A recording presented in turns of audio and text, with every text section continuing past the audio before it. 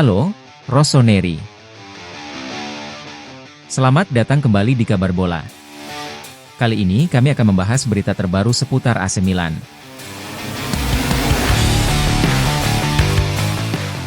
Pada laga Giornata ke-8 Serie A 2024 hingga 2025, AC Milan berhasil meraih kemenangan tipis 1-0 atas Udinese di San Siro. Namun, kemenangan ini tidak datang tanpa drama, terutama soal kartu merah yang diterima oleh pemain keturunan Indonesia, Tijjani Reinders.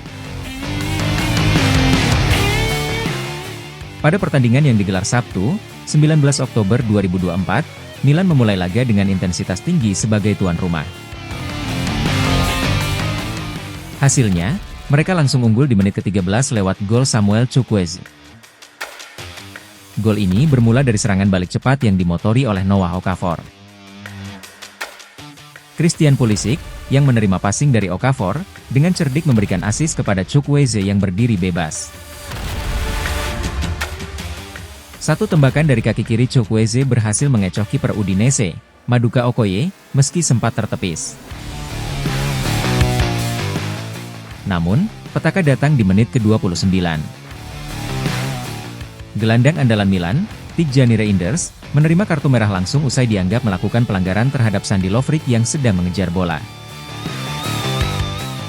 Reinders dianggap sebagai pemain terakhir yang mencoba menghentikan Lovric, meski tayangan ulang menunjukkan kontak yang sangat minimal. Bahkan, banyak yang menduga Lovric melakukan diving, namun wasit tetap mengusir Reinders setelah memeriksa VAR. Meski harus bermain dengan 10 pemain, skuad asuhan Paulo Fonseca tetap tampil solid. Mereka mempertahankan keunggulan hingga peluit akhir berbunyi, dan berhasil membawa pulang 3 poin yang sangat penting. Fonseca, yang diwawancarai oleh DAZN usai pertandingan, mengaku tidak mau terlalu mempermasalahkan kartu merah tersebut. Fokusnya adalah pada performa luar biasa timnya, terutama setelah kejadian itu. Fonseca mengatakan bahwa pertandingan ini bisa dibagi menjadi 2 bagian, sebelum dan sesudah kartu merah Reinders. Di 30 menit pertama, Milan tampil sesuai dengan visi permainan sang pelatih mendominasi, menunjukkan karakter, dan menciptakan banyak peluang. Namun setelah kartu merah, pertandingan berubah menjadi ujian bagi kekompakan dan semangat tim. Para pemain menunjukkan betapa kuatnya rasa kebersamaan dalam tim ini. Kami menderita, tapi kami menderita bersama, ujar Fonseca. Ia juga memuji kontribusi besar dari para pemain pengganti, yang berhasil menjaga keunggulan hingga akhir laga. Keputusan Fonseca untuk mencadangkan pemain bintang seperti Rafael Leao, Tammy Abraham, dan Fikayo Tomori juga membuktikan bahwa ia ingin membentuk tim yang solid, di mana semua pemain siap bekerja keras untuk satu sama lain. Meskipun Udinese sempat mencetak 2 gol yang dianulir karena offside, Fonseca menegaskan bahwa kemenangan ini sangat layak didapatkan Milan.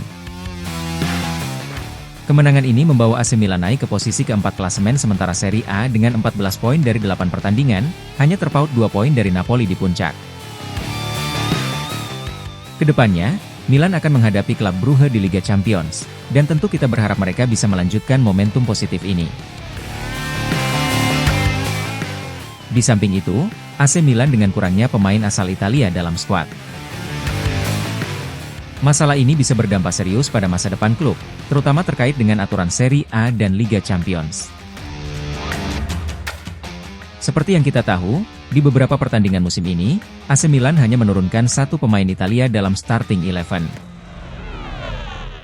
Pemain seperti Davide Calabria, yang juga kapten tim, atau Matteo Gabbia, menjadi satu-satunya wakil dari akademi lokal yang masuk skuad utama. Namun, jumlah pemain lokal yang sangat minim ini mulai menjadi kekhawatiran besar. Serie A dan Liga Champions memiliki aturan yang cukup ketat mengenai jumlah pemain yang dibesarkan di akademi klub atau lulusan akademi tim-tim Italia. Dalam skuad untuk kompetisi Serie A, ada 4 slot yang harus diisi oleh pemain-pemain yang memenuhi kriteria ini. Meski untuk Serie A, pemain di bawah usia 22 tahun tidak masuk hitungan, AC Milan tetap saja hanya memiliki 2 pemain yang benar-benar lulusan akademi klub, yaitu Calabria dan Gabbia. Situasi menjadi semakin rumit ketika kita bicara tentang pemain Italia lainnya di skuad Milan. Marco Sportiello dan Alessandro Florenzi, dua pemain yang berasal dari akademi klub Italia lain, saat ini sedang mengalami cedera jangka panjang. Ironisnya, baik Calabria maupun Florenzi juga diperkirakan tidak akan bertahan lama di klub, yang tentu saja semakin memperburuk situasi. Dengan kondisi ini, 4 slot dalam skuad AC Milan saat ini sebenarnya tidak terisi penuh. Jika hal ini terus berlanjut, Milan mungkin akan kesulitan untuk memenuhi persyaratan aturan liga dan kompetisi internasional, yang pada akhirnya bisa mempengaruhi strategi transfer klub di masa mendatang. Masalah ini bisa dibilang menjadi dilema serius bagi Rossoneri, terutama karena mereka telah banyak merekrut pemain asing dalam beberapa musim terakhir.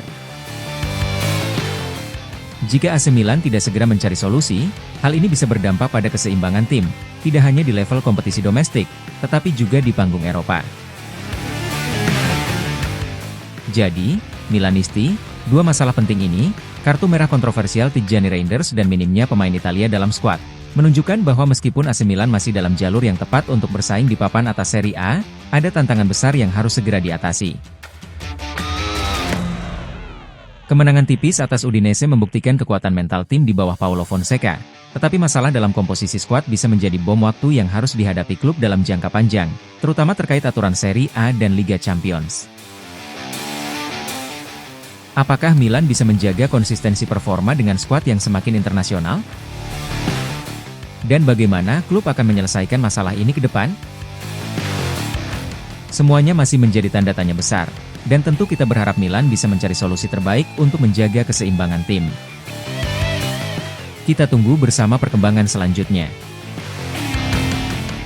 Jangan lupa tuliskan pendapat kalian di kolom komentar, dan pastikan untuk like, share, dan subscribe agar tidak ketinggalan update terbaru seputar AC Milan. Terima kasih sudah menonton dan sampai jumpa di video berikutnya. Forza Milan!